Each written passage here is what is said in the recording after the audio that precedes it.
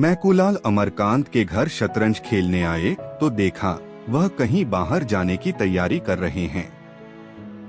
पूछा कि बाहर की तैयारी कर रहे हो क्या भाई? फुर्सत हो तो आओ, आज 2-4 बाजियां हो जाएं। अमरकांत ने संदूक में आईना कंघी रखते हुए कहा, नहीं भाई, आज तो बिल्कुल फुर्सत नहीं है। कल जरा ससुराल जा रहा हूँ, सामान ठीक कर रहा हूँ। मैकू तो आज ही से क्या तैयारी करने लगे? 4 कदम तो हैं। शायद पहली बार जा रहे हो? अमर, हाँ यार, अभी एक बार भी नहीं गया। मेरी इच्छा तो अभी जाने को न थी, पर ससुर जी आग्रह कर रहे हैं। मैकू तो कल शाम को उठना और चल देना, आध घंटे में तो पहुंच जाओगे। अमर, मेरे हृदय में तो अभी से जाने कैसी धड़कन हो रही है। अभी तक तो कल्पना में पत्नी मिलन का आनंद लेता था, अब वह कल्पना प्रत्यक्ष हुई जाती है। कल्पना सुंदर होती है, प्रत्यक्ष क्या होगा कौन जाने। मैकू तो कोई सौगात ले ली है, खाली हाथ न जाना, नहीं मुंह ही सीधा न होगा। अमरकांत ने कोई सौगात न लिया था, इस कला में अभी अभ्यस्त न हुए थे। मैकू बोला, तो अब ले लो भले आदमी, पहली बार जा रहे हो, भला वह दिल में क्या कहेंगी। अमर, तो क्या चीज ले जाऊं? मुझे तो इसका ख्याल ही नहीं आया। कोई ऐसी चीज बताओ जो कम खर्च और बालानशीन हो, क्योंकि घर भी रुपए भेजने हैं, दादा ने रुपए मांगे हैं। मैकू माँ बाप से अलग रहता था, व्यंग्य करके बोला, जब दादा ने रुपए मांगे हैं तो भला कैसे टाल सकते हो। दादा का रुपए मांगना कोई मामूली बात तो है नहीं। अमरकांत ने व्यंग्य न समझकर कहा, हाँ, इसी वजह से तो मैंने होली के लिए कपड़े भी नहीं बनवाए। मगर जब कोई सौगात ले जाना भी जरूरी है तो कुछ न कुछ लेना ही पड़ेगा। हल्के दामों की कोई चीज बतलाओ। दोनों मित्रों में विचार विनिमय होने लगा। विषय बड़े ही महत्व का था, उसी आधार पर भावी दाम्पत्य जीवन सुखमय या इसके प्रतिकूल हो सकता था। पहले दिन बिल्ली को मारना अगर जीवन पर स्थायी प्रभाव डाल सकता है तो पहला उपहार क्या कम महत्व का विषय है। देर तक बहस होती रही पर कोई निश्चय न हो सका। उसी वक्त एक पारसी महिला एक नए फैशन की साड़ी पहने हुए मोटर पर निकल गई। मैकूलाल ने कहा, अगर ऐसी एक साड़ी ले लो तो वह जरूर खुश हो जाए। कितना सूफियाना रंग है और वजह कितनी निराली, मेरी आंखों में तो जैसे बस गई। हाशिम की दुकान से ले लो, 25 में आ जाएगी। अमरकांत भी उस साड़ी पर मुग्ध हो रहा था। वधू यह साड़ी देखकर कितनी प्रसन्न होगी और उसके गोरे रंग यह पर कितनी खिलेगी, वह इसी कल्पना में मग्न था। बोला, हाँ यार, पसंद तो मुझे भी है, लेकिन हाशिम की दुकान पर तो पिकेटिंग हो रही है। तो होने दो, खरीदने वाले खरीदते ही हैं, अपनी इच्छा है, जो चीज चाहते हैं खरीदते हैं, किसी के बाबा का साझा है। अमरकांत ने क्षमा प्रार्थना के भाव से कहा, यह तो सत्य है, लेकिन मेरे लिए स्वयंसेवकों के बीच से दुकान में जाना संभव नहीं है। फिर तमाशाइयों की हरदम भीड़ भी तो लगी रहती है। मैकू ने मानो उसकी कायरता पर दया करके कहा, तो पीछे के द्वार से चले जाना, वहां पिकेटिंग नहीं होती, किसी देशी दुकान पर न मिल जाएगी, हाशिम की दुकान के सिवा और कहीं न मिलेगी। संध्या हो गई थी। अमीनाबाद में आकर्षण का उदय हो गया था। सूर्य की प्रतिभा विद्युत प्रकाश के बुलबुलों में अपनी स्मृति छोड़ गई थी। अमरकांत दबे पांव हाशिम की दुकान के सामने पहुंचा। स्वयंसेवकों का धरना भी था और तमाशाइयों की भीड़ भी। उसने 2-3 बार अंदर जाने के लिए कलेजा मजबूत किया, पर फुटपाथ तक जाते जाते हिम्मत ने जवाब दे दिया। मगर साड़ी लेना जरूरी था, वह उसकी आंखों में खुब गई थी। वह उसके लिए पागल हो रहा था। आखिर उसने पिछवाड़े के द्वार से जाने का निश्चय किया। जाकर देखा, अभी तक वहां कोई वॉलंटियर न था। जल्दी से एक सपाटे में भीतर चला गया और 20-25 मिनट में उसी नमूने की एक साड़ी लेकर फिर उसी द्वार पर आया, पर इतनी ही देर में परिस्थिति बदल चुकी थी। 3 स्वयंसेवक आ पहुंचे थे। अमरकांत 1 मिनट तक द्वार पर दुविधा में खड़ा रहा, फिर तीर की तरह निकल भागा और अंधाधुंध भागता चला गया। दुर्भाग्य की बात, एक बुढ़िया लाठी टेकती हुई चली आ रही थी। अमरकांत उससे टकरा गया। बुढ़िया गिर पड़ी और लगी गालियां देने, आंखों में चर्बी छा गई है क्या? देखकर नहीं चलते, यह जवानी ढह जाएगी एक दिन। अमरकांत के पांव आगे न जा सके। बुढ़िया को उठाया और उससे क्षमा मांग रहे थे कि तीनों स्वयंसेवकों ने पीछे से आकर उन्हें घेर लिया। एक स्वयंसेवक ने साड़ी के पैकेट पर हाथ रखते हुए कहा, बिल्लाती कपड़ा ले जाए का हुक्म नहीं ना, बुलायत है तो सुनत नाही हो। दूसरा बोला, आप तो ऐसे भागे जैसे कोई चोर भागे। तीसरा, हजारन मनई पकड़ करी के जहल में भरा जात अहें, देश में आग लगी है और इनका मन बिल्लाती माल से नहीं भरा। अमरकांत ने पैकेट को दोनों हाथों से मजबूत करके कहा, तुम लोग मुझे जाने दोगे या नहीं? पहले स्वयंसेवक ने पैकेट पर हाथ बढ़ाते हुए कहा, जाए कसंदेई, बिल्लाती कपड़ा लेके तुम यहाँ से कबौ ना ही जाए सकत हो। अमरकांत ने पैकेट को एक झटके से छुड़ाकर कहा, तुम मुझे हरगिज नहीं रोक सकते। उन्होंने कदम आगे बढ़ाया, मगर 2 स्वयंसेवक तुरंत उसके सामने लेट गए।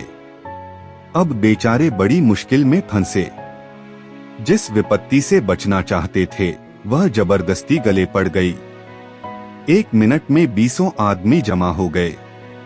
चारों तरफ से उन टिप्पणियां होने लगी, कोई जेंटलमैन मालूम होते हैं, यह लोग अपने को शिक्षित कहते हैं। छी, इस दुकान पर से रोज 10-5 आदमी गिरफ्तार होते हैं, पर आपको इसकी क्या परवाह? कपड़ा छीन लो और कह दो जाकर पुलिस में रपट करें। बेचारे बेड़ियासी पहने खड़े थे, कैसे गला छूटे इसका कोई उपाय न सूझता था।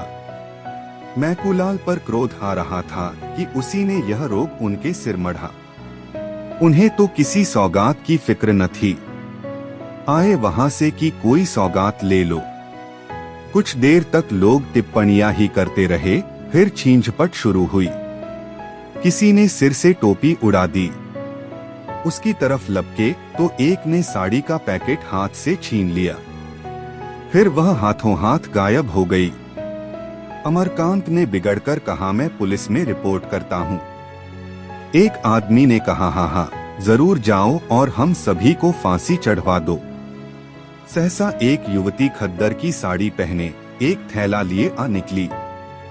यहाँ यह हुड़दंग देखकर बोली, क्या मामला है? तुम लोग क्यों इस भले आदमी को दिख कर रहे हो? अमरकांत की जान में जान आई। उसके पास जाकर फरियाद करने लगे, लोग मेरे कपड़े छीनकर भाग गए हैं और उन्हें गायब कर दिया। मैं इसे डाका कहता हूँ, यह चोरी है। इसे मैं न सत्याग्रह कहता हूँ न देश प्रेम। युवती ने दिलासा दिया, घबराइए नहीं, आपके कपड़े मिल जाएंगे होंगे तो इन्हीं लोगों के पास। कैसे कपड़े थे? एक स्वयंसेवक बोला, भंजी, इन्होंने हाशिम की दुकान से कपड़े लिए हैं। युवती, किसी की दुकान से लिए हो, तुम्हें उनके हाथ से कपड़ा छीनने का कोई अधिकार नहीं है। आपके कपड़े वापस ला दो। किसके पास हैं? एक क्षण में अमरकांत की साड़ी जैसे हाथों हाथ गई थी, वैसे ही हाथों हाथ वापस आ गई। जरा देर में भीड़ भी गायब हो गई, स्वयंसेवक भी चले गए। अमरकांत ने युवती को धन्यवाद देते हुए कहा, आप इस समय न आई होती तो इन लोगों ने धोती तो गायब कर ही दी थी, शायद मेरी खबर भी लेते। युवती ने सरल भत्सना के भाव से कहा, जन संपत्ति का लिहाज सभी को करना पड़ता है, मगर आपने इस दुकान से कपड़े लिए ही क्यों? जब आप देख रहे हैं कि वहाँ हमारे ऊपर कितना अत्याचार हो रहा है, फिर भी आप न माने। जो लोग समझकर भी नहीं समझते, उन्हें कैसे कोई समझाए। अमरकांत इस समय लज्जित हो गए और अपने मित्रों में बैठकर वे जो स्वेच्छा के राग अलापा करते थे वह भूल गए। बोले, मैंने अपने लिए नहीं खरीदे हैं, एक महिला की फरमाइश थी इसलिए मजबूर था। उन महिला को आपने समझाया नहीं। आप समझाती तो शायद समझ पाती, मेरे समझाने से तो न समझी। कभी अवसर मिला तो जरूर समझाने की चेष्टा करूंगी। पुरुषों की नकेल महिलाओं के हाथ में है। आप किस मोहल्ले में रहते हैं? सादगंज में। शुभ नाम? अमरकांत। युवती ने तुरंत जरा सा घूंघट खींच लिया और सिर झुकाकर संकोच और स्नेह से सने स्वर में बोली, आपकी पत्नी तो आपके घर में नहीं है, उसने फरमाइश कैसे की? अमरकांत ने चकित होकर पूछा, आप किस मोहल्ले में रहती हैं? घसियारी मंडी। आपका नाम सुखदा देवी तो नहीं है? हो सकता है, इस नाम की कई स्त्रियां हैं। आपके पिता का नाम ज्वाला दत्त जी है? उस नाम के भी कई आदमी हो सकते हैं। अमरकांत ने जेब से दियासलाई निकाली और वहीं सुखदा के सामने उस साड़ी को जला दिया। सुखदा ने कहा, आप कल आएंगे? अमरकांत ने अवरुद्ध कंठ से कहा, नहीं सुखदा, जब तक इसका प्रायश्चित न कर लूंगा न आऊंगा। सुखदा कुछ और कहने जा रही थी कि अमरकांत तेजी से कदम बढ़ाकर दूसरी तरफ चले गए।